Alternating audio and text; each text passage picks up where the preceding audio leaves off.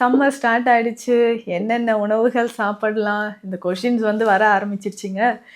So சம்மர்னாவே நம்ம என்ன பண்ணுவோம்? உடலை வந்து ஹைட்ரேட்டடா வச்சுக்கும் போகுதே அப்படின்னு நீங்க சொல்றீங்க. இத ஒத்துக்கிறேங்க. ஆனா உடல் ஆரோக்கியம் அதையும் கொஞ்சம் நம்ம பார்க்கணும் இல்லைங்களா? ஸோ இந்த இளநீர் அப்படின்னு சொல்றது நம்ம வீடுகளெல்லாம் எல்லார் வீடுகளுமே கண்ண மூடி கண்ண தொறந்தா தென்னை மரம் இருக்குங்க. எல்லார் வீட்லயும் 4, 5 தென்னை மரம் ஈஸியா வச்சிருப்போம். தென்னம்பிள்ளைன்னு தான் சொல்லுவோம். குழந்தை மாதிரி எல்லார் வீட்லயும் நம்ம வளர்ப்போம். தென்னம்பிள்ளை, தென்னங்கன்னு அப்படின்னு நெறைய பேருக்கு இருக்கக்கூடிய ஒரு சந்தேகம். காலையில் வெறும் வயிற்றில் இளநீர் குடிக்கலாமா? அப்படின்னு நீங்க கேட்குறீங்க. இப்போ காலையில் வெறும் வயிற்றில் இளநீர் குடிப்பது சரியானதா? அப்படின்னு கேட்டிங்கன்னா சரியானது. எப்படி நம்ம பயன்படுத்தலாம் சிறுநீரக கற்களுக்கு அப்படின்னு கேட்டிங்கன்னா ரொம்ப சிம்பிள். இதே காலையில் எம்டி ஸ்டொமக்கில் இந்த இளநீரை குடிக்கணும். இந்த இளநீரில் நம்ம சேர்க்கக்கூடிய மருந்துகள் இருக்குது. Welcome to Nitya's Varam, where ancient Siddha tradition meets modern healing. Experience the difference. வணக்கம், நான் doctor Nithya, Siddha physician. Summer start ஆயிடுச்சு. என்னென்ன உணவுகள் சாப்பிடலாம்? இந்த கொஷின்ஸ் வந்து வர ஆரம்பிச்சிருச்சுங்க. ஸோ சம்மர்னாவே நம்ம என்ன பண்ணுவோம்? உடலை வந்து ஹைட்ரேட்டடாக வச்சுக்கணும். அதாவது நீர்த்துவம் நிறைந்ததாக வச்சுக்கணும். முக்கியமான விஷயம், ரொம்ப ஏசி யூஸ் பண்ணாதீங்க. ஏன்னா அதுதான் நம்ம ஸ்கின்னை வந்து ரொம்ப ட்ரைனஸ்க்கு கொண்டு வந்து விட்டுரும். ஸ்கின் மட்டும் இல்லை, உடல் முழுவதுமே. இன்னைக்கு பெரும்பாலும் சிறுநீரக பிரச்சனை வருவதற்கு முக்கியமான காரணம் ஏசி. ஆனால் சம்மரில் எப்படி டாக்டர் ஏசி இல்லாமல் இருக்க முடியும்? கரெக்டு தான். அதுக்கு ஏற்ற மாதிரி தண்ணீர் நல்லா குடிச்சுக்கோங்க. ஒரு நாளைக்கு முடிஞ்சது 3லேருந்து 4 மணி நேரம் மட்டும் ஏசி யூஸ் பண்ணுற மாதிரி பார்த்துக்கோங்க. நைட்டு ஃபுல்லாக ஏசியில் தூங்குறது இது எல்லாமே தவிர்த்துக்கோங்க. ஏன்னா நம்ம உடலில் இருக்கக்கூடிய நீர்ச்சத்து வெளியேற ஆரம்பிச்சிருச்சுன்னா சிறுநீரகம் பாவங்க ரொம்ப கஷ்டப்படும். ஏன்னா நம்ம கிட்னிக்கான மெடிசன்ஸ் தான் நிறைய கொடுத்துட்ருக்குறோம் இல்லைங்களா? அப்போ இந்த சிறுநீரக பிரச்சனை சரியாவதற்கு உங்களுக்கு சிறுநீரகத்தை பாதுகாக்க முக்கியமான ஒரு விஷயம் அப்படின்னு பார்த்தோம்னா நீர்த்துவம் நிறைஞ்சிருக்கணும். அதற்கு தான் இந்த நம்ம வந்து இளநீர் குடிக்கிறது, மோர், அதுக்கப்புறம் இந்த பானங்கள் நிறைய குடிக்கிறது, சர்பத் குடிக்கிறது, இது எல்லாமே நம்ம வந்து வெயில் காலங்களில் அதிகமாக குடிப்போம். இது எல்லாமே இயற்கை பானங்கள், குடிச்சிக்கலாம். ஆனால் ரோஸ் மில்க் குடிக்கிறேன், இந்த மில்க் ஷேக் குடிக்கிறேன், இந்த ஜூஸ் குடிக்கிறேன், இந்த மாதிரி கார்பனேட்டட் ட்ரிங்க்ஸ், கூல் ட்ரிங்க்ஸ் எல்லாம் குடிக்கிறேன், கலராக நான் குடிக்கிறேன், இது எல்லாம் கொஞ்சம் தவிர்த்துக்கோங்க. இயற்கையான பானங்கள் குடிக்கிறது உங்கள் உடலுக்கும் ரொம்ப ஆரோக்கியமானது. அதில் இந்த இளநீருங்க, இந்த இளநீர் குடிக்கிறதுல தான் நிறைய பேருக்கு சந்தேகமே இருக்குது. இதில் இன்னொரு ரீசன் என்ன சொல்கிறீங்கன்னா, டாக்டர் இந்த கலராக நீங்கள் சொல்கிறதெல்லாம் ஈஸியாக ஒரு 20 ரூபீஸ்லேயே கிடச்சிடுது. ஒரு இளநீர் வந்து 100 ரூபா வரைக்கும், 70 ரூபாயில் ஆரம்பித்து 100 ரூபா வரைக்கும் போகுதே அப்படின்னு நீங்கள் சொல்கிறீங்க. இதை ஒத்துக்கிறேங்க. ஆனால் உடல் ஆரோக்கியம் அதையும் கொஞ்சம் நம்ம பார்க்கணும் இல்லைங்களா? ஸோ இந்த இளநீர் அப்படின்னு சொல்கிறது நம்ம வீடுகளெல்லாம் எல்லார் வீடுகளுமே கண்ண மூடி கண்ணை திறந்தா தென்னை மரம் இருக்குங்க. எல்லார் வீட்லையும் 4, 5 தென்னை மரம் ஈஸியாக வச்சுருப்போம். தென்னம்பிள்ளைன்னு தான் சொல்லுவோம். குழந்தை மாதிரி எல்லார் வீட்லேயும் நம்ம வளர்ப்போம். தென்னம்பிள்ளை, தென்னங்கன்று அப்படின்னு சொல்லுவோம். நிறைய பேர் வீடுகள்லாம் குழந்தைகளா அதில் விளையாடி நம்மலாம் வளர்ந்தவங்க தான். ஆனால் இப்போ தான் அந்த தென்னை மரம்ன்றது எங்கேயோ ஒன்றா அப்படி ஆயிடுச்சு. அந்த இளநீர் நம்ம குடிக்கும்பொழுது உடல் அவ்வளவு சத்துக்கள் நமக்கு வந்து கிடைக்குதுங்க. இளநீர் யாரெல்லாம் குடிக்கலாம்? சர்க்கரை நோயாளிகள் குடிக்கலாமா? சிறுநீரக பாதிப்பில் இருக்கிறவங்க குடிக்கலாமா? எந்த டைமில் குடிக்கலாம்? இந்த சந்தேகமும் நிறைய பேருக்கு இருக்குங்க. இளநீர் அப்படின்னு சொல்கிறது நம்ம உடலை நீர்த்துவமாக வைத்து கொள்ளக்கூடிய ஒரு முக்கியமான ஒரு விஷயம். இதில் அதிகமான நுண்சத்துக்கள், மினரல்ஸ் எல்லாமே நிறைய இருக்குது. ஸோ பொட்டாசியம் இருக்குது, குளோரைட்ஸ் இருக்குது, ஸோ இளநீரில் நிறைய சத்துக்கள் இருக்குங்க. முக்கியமாக பொட்டாசியம், மெக்னீஷியம், நம்ம உடலுக்கு தேவையான வைட்டல் விட்டமின்ஸ் இது எல்லாமே நிறைஞ்சிருக்கு. ஸோ இதை வந்து ரெகுலராக நம்ம குடிக்கலனாலும் வாரத்திற்கு 2-3 முறை குடிச்சிக்கோங்க. நல்லா வெயிலில் சுற்றிக்கிட்டே இருப்போம். வெயில் அப்பா இப்படி வெயில் அடிக்குதுன்னு உடனே நம்ம வந்து இளநீரை டக்குன்னு எடுத்துடக்கூடாது. கொஞ்சம் நீங்கள் ரிலாக்ஸ் பண்ணிக்கோங்க.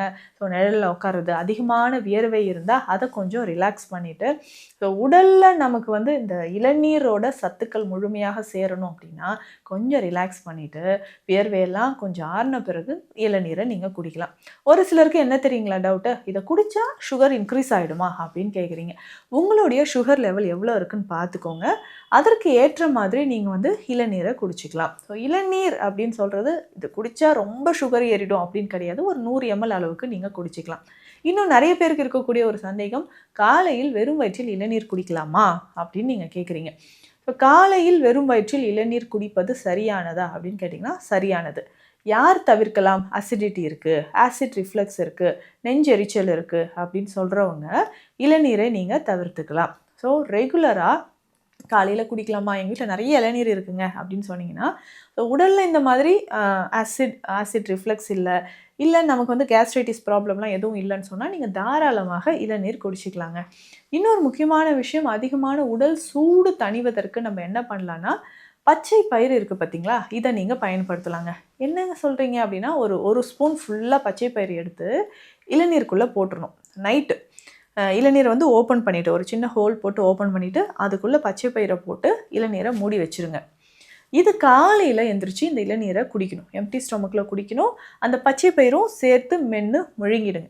இது எதற்காக அப்படின்னா, உடல் சூடு அதிகமாக இருக்கக்கூடிய நபர்களுக்கு, வெள்ளைப்படுதல், கர்ப்பப்பையில் நமக்கு இன்ஃப்ளமேஷன் இருக்குது, எண்டோமெட்ரியோசிஸ், கர்ப்பப்பை வாய் புற்று இருக்குது, இந்த மாதிரி கண்டிஷனுக்கு பெண்களுக்கு ரொம்ப முக்கியமானது. ஸோ வெள்ளைப்படுதல் பிரச்சனை இருந்தால் தொடர்ந்து ஒரு 3 நாட்கள் இது குடிச்சிட்டு வந்தாவே உடல் நல்ல ஆரோக்கியமாக இருக்கிறத நம்ம பார்ப்போம்.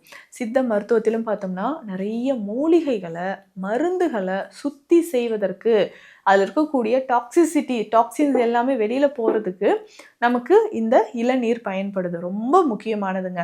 பெருமருந்துகள் செய்கிறதுக்கு எல்லாமே இளநீர் நமக்கு பயன்படுத்துது. இதில் வேக வச்சு எடுத்து தான் செய்வாங்க. இதை விட்டு அரைச்சி தான் நிறைய மருந்துகள் செய்கிறோம். ஸோ அந்த மாதிரி இளநீருக்கு அப்படின்னு சொல்லிட்டு தனியான ஒரு மருத்துவ குணங்கள் நிறைஞ்சு இருக்குது. ஸோ இந்த இளநீர் அப்படின்னு சொல்கிறது இந்த பச்சை பயிரோட சேர்த்து சாப்பிடலாம். பச்சை பயிறு சேர்த்து. இதனோட இன்னும் நமக்கு வந்து சிறுநீரக பிரச்சனை இருக்கிறவங்க என்ன டாக்டர் பண்ணலாம் அப்படின்னு கேட்டிங்கன்னா, தேற்றான் கொட்டை இருக்குது பார்த்தீங்களா, இந்த தேற்றான் கொட்டையை இதே மாதிரி இரவு நேரத்தில் ஒரு 5-6 தேற்றான் கொட்டைகளை இளநீருக்குள்ளே போட்டுட்டு மூடி வச்சுருங்க. மூடி வச்சுட்டு காலையில் இது வந்து நம்ம குடிக்கலாம். காலையில் இந்த தண்ணீரை நம்ம குடிக்கும்பொழுது உடலில் இருக்கக்கூடிய அந்த வெப்பம் குறையும், பிளட் ப்ரெஷர் குறையும், சிறுநீரகங்களுக்கும் இது ரொம்ப ரொம்ப நல்லது. அதே மாதிரி சிறுநீரக கற்கள் இருக்குது அப்படின்னு சொன்னால் இளநீர் பயன்படுத்தலாமா அப்படின்னா தாராளமாக நீங்கள் பயன்படுத்தலாம். சிறுநீரக கற்கள் இருக்கக்கூடியவங்க இளநீரை நம்ம தாராளமாக பயன்படுத்தலாம். சரிங்க, இது எப்படி நம்ம பயன்படுத்தலாம் சிறுநீரக கற்களுக்கு அப்படின்னு கேட்டிங்கன்னா, ரொம்ப சிம்பிள். இதே காலையில் எம்டி ஸ்டொமக்கில் இந்த இளநீரை குடிக்கணும். இந்த இளநீரில் நம்ம சேர்க்கக்கூடிய மருந்துகள் இருக்குது. குங்குலிய பற்பம் அப்படின்ற ஒரு மருந்து இருக்குங்க. இதுவுமே சித்த மருத்துவத்தில் அந்த உடல் உஷ்ணத்தை குறைக்கவும், வயிறு சம்மந்தப்பட்ட பிரச்சனைகள், நிறைய பேருக்கு ஆண்களுக்கு ஆண்மை தன்மை அதிகரிக்கவும் இது பயன்படுது.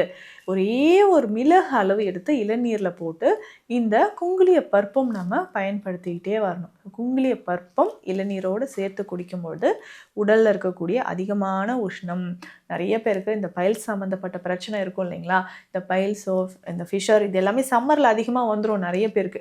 அதுக்கு நீங்கள் என்ன பண்ணலான்னா, ஒரே ஒரு கைப்பிடி அளவு துத்தி இலைகள் இருக்குது பார்த்தீங்களா, துத்தி இலைகளை அரைச்சி ஒரு 100-150 ml இளநீர் எடுத்து துத்தி இலைகளை ஒரு கொட்டைப்பாக்கு அளவு, அதாவது நெல்லிக்காய் அளவு அரைச்சி இந்த தண்ணீரில் போட்டு கலந்து குடிச்சிடணுங்க. ஒரு 3-4 நாள் தொடர்ந்து இந்த மாதிரி துத்தி இலைகளை இளநீரில் கலந்து குடிச்சிக்கிட்டே வரும்போது உடலில் இருக்கக்கூடிய உஷ்ணம் குறையும், பித்தம் குறையும், ஆசனவாய் பகுதியில் இருக்கக்கூடிய வெடிப்புகள் நமக்கு குணமாகும். இல்லை சாதாரணமாகவே இந்த இளநீர் தாராளமாக நீங்கள் குடிக்கலாம். ஒரு நாளைக்கு 2 இளநீர் கூட குடிச்சிக்கலாம். அந்த உடலோட உஷ்ணத்தை தணிப்பதற்கும், நிறைய பேருக்கு இந்த தலைவலி, தலையில் வந்து ஒரு மாதிரி மைக்ரைன் இருக்குங்க, ட்ரை ஸ்கின் இருக்குது, டக்குன்னு எனக்கு வந்து எனர்ஜி கிடைக்கணும் அப்படின்னு சொன்னீங்கன்னா இளநீரை நீங்கள் தாராளமாக குடிக்கலாம். அதே மாதிரி தென்னை மரத்துலேருந்து கிடைக்கக்கூடிய எல்லா விஷயங்களுமே மருத்துவ குணம் இருக்கிறது. சரிங்களா, இந்த இளநீர் வந்து நீங்கள் இந்த சம்மர் டைமில் ஆரோக்கியமாக குடிக்கலாம். சித்த மருத்துவம் தொடர்பான மருத்துவ ஆலோசனைகளுக்கு ஸ்க்ரீனில் இருக்கிற நம்பருக்கு காண்டாக்ட் பண்ணுங்கள். நன்றி. Welcome to Nitya's Varam, where ancient Siddha tradition meets modern healing. Experience the difference.